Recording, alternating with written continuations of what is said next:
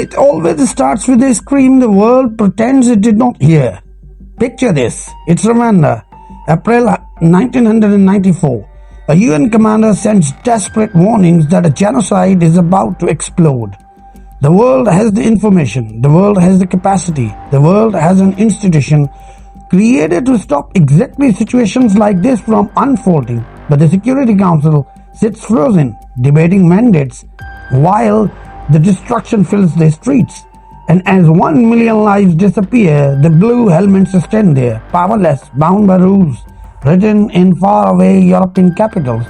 This is the moment the illusion cracks, because once you witness a failure like Rwanda, you suddenly see everything the UN tries to hide behind speeches, flags, and polished ceremonies. You see that the building is tall, the glass is beautiful, but the power inside is absolutely not. You walk through the hallways of the UN and the air feels strange, almost heavy.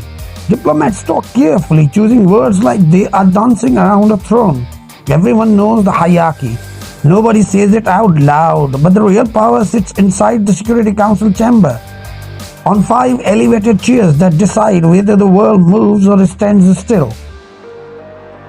The executive board of the planet is permanent 5. America, Russia, China, Britain, and France. 5 fathers in a room. 1 vote from any one of them and the world stops breathing. And you begin to see the pattern. The UN failed in Rwanda because one powerful member did not want involvement. The UN failed in Bosnia because the permanent 5 could not agree until other thousands were slaughtered in Srebrenica. The UN failure in Syria because every resolution turned into a battlefield of vetoes while civilians begged for help. The UN failed in Iraq because the Security Council split and the war went ahead without its approval, exposing the UN's helplessness. The UN failed in Rwanda because the big powers had economic interests tied to the Myanmar's military. The UN failed in Palestine again and again because the veto sits like a shield protecting some and ignoring others. Each tragedy pulls the curtain further back. The UN is not slow because diplomats are confused. It is slow because the system is wired to protect the strong even when the weak are dying. The Charter preached equality. The structure enforced inequality. And the moment the ink dried in 1945, the illusion was locked in.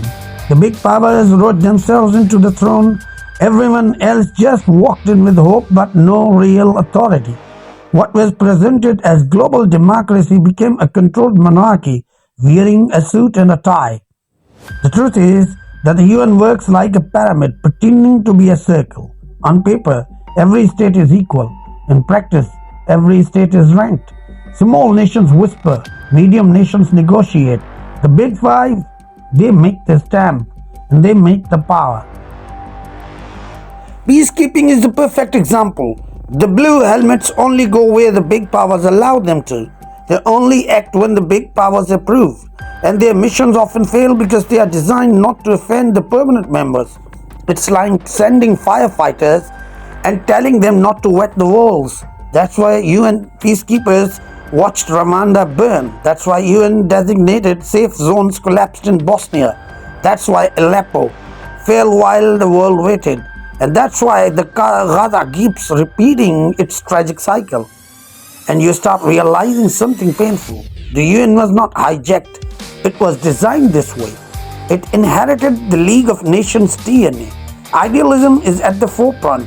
Power politics in the bloodstream. The League died because the great powers ignored it. The UN survives because the great powers control it. And by the end of this Act 1 that the world is seeing since 1945 and in which the world placed its hope, these 5 capitals prove that these are the real decision makers. The flags outside flutter like one family, but inside the decisions are made by a club, an elite club where the strong write the script and the weak merely read those lines. You can almost imagine the veto as a giant invisible hammer hanging inside the Security Council chamber. It drops whenever a permanent member does not like the direction global justice is heading, and every time it falls, another crisis deepens.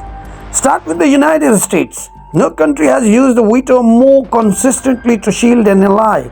Nearly every attempt to censure Israel for its actions in Palestine hits the same wall. The US lifts its hand, says no, and the resolution dies before even it has breathed.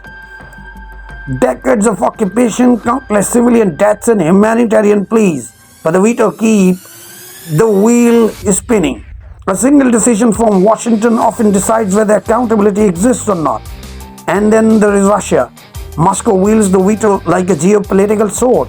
In Syria, every time the world tried to intervene and they tried to investigate chemical weapon attacks and stop the bombings, Russia dropped its veto over and over. The result was, of course, predictable. The war dragged on, cities turned to dust, and millions were displaced. The veto did not just silence action, it did extend the suffering. China operates differently, quite calculated but firm. When the world tried to pass resolutions criticizing Myanmar for the Rohingya atrocities, China blocked it. When attempts were made to pressure North Korea over human rights abuses, China stepped in again.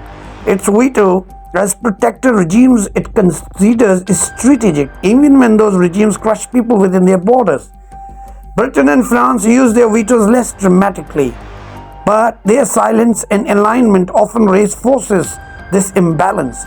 When the West wanted intervention in Iraq in 2003, France said no, and the Council split apart.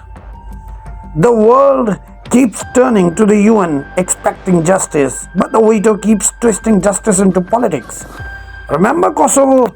A humanitarian crisis rising, NATO wanted action, Russia opposed, the Council froze, NATO bombed anyway, the US was sidelined again. Remember Ukraine? When Russia invaded in 2022, the UN Security Council tried to condemn its aggression. Russia simply vetoed it. The accused became the judge, and the institution meant to protect the world became a mere bystander. Every major international tragedy has a veto shadow hanging over it.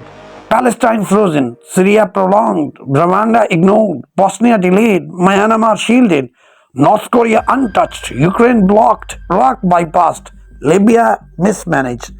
Behind all these examples lies one uncomfortable truth. The veto was not a flaw, it was a deal, a condition the big powers demanded before agreeing to create the UN. Give us the right to stop anything we don't like, and we'll sit at the table. Without the veto, they wouldn't have enjoyed what they are enjoying. With the veto, the rest of the world joined anyway, hoping ideals would overpower politics. But politics won every time.